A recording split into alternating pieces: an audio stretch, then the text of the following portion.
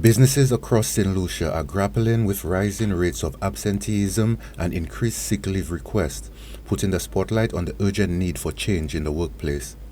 On April 14th, the Saint Lucia Employers Federation took a bold step in addressing the issue, hosting a high-level breakfast meeting that brought together HR professionals and business leaders from across the island. The focus? Tackling the root causes of absenteeism and finding practical, long-term solutions to boost employee well-being and productivity.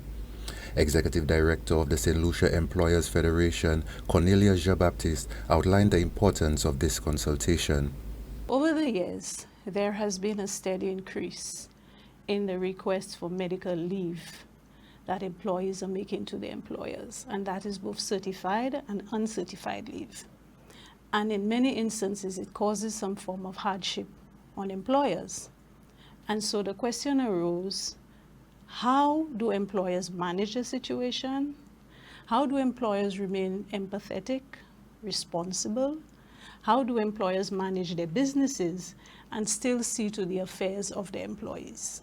Jn Baptiste further explored the reasons behind the significant rise in sick leave requests, addressing whether the trend stems from genuine health concerns or underlying productivity challenges. If there is indeed a surge, to use your word, or an increase in medical leave, then perhaps it could be a health issue, a bigger issue that goes beyond the workplace. If it is a situation where employees being absent are causing hardship on the employer and employers have to make arrangements for replacements for them, or that their duties are not being conducted effectively or efficiently in their absence, then definitely it's a productivity issue. The Executive Director of the Saint Lucia Employers Federation also outlined some preliminary steps employers can take to tackle and curb the rising trend of absenteeism and sick leave requests. In the short term, what employers have indicated, what we've gotten from our discussions, the feedback is there are a number of things that employers can do to remain responsible, to remain compliant, and to act wisely. The first is to ensure that employers create and maintain working environments that are conducive for work. You pay people fairly, you treat them fairly. You get to know them, your employees, get to recognize the signs that perhaps something is up with an employee and they're not well and they're not functioning at their usual level of productivity. Jn Baptiste also highlighted measures aimed at safeguarding employees, emphasizing the issue from their point of view.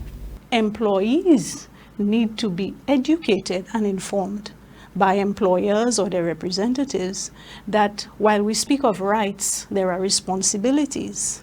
And yes, you may have a right to certain benefits at work, etc., but you also have a responsibility to live up to the contract of service that you signed up for with your employer. That is not to say that if you're not well, your contract of service prevents you from calling out sick or presenting medical certificates, but you have a responsibility to own up, to show up for work, and to work to the best of your ability. And if you're not well, then the employer comes in and works with you to make sure the situation is a good one and it's managed properly. For Choice News Now, I am Director Lionel.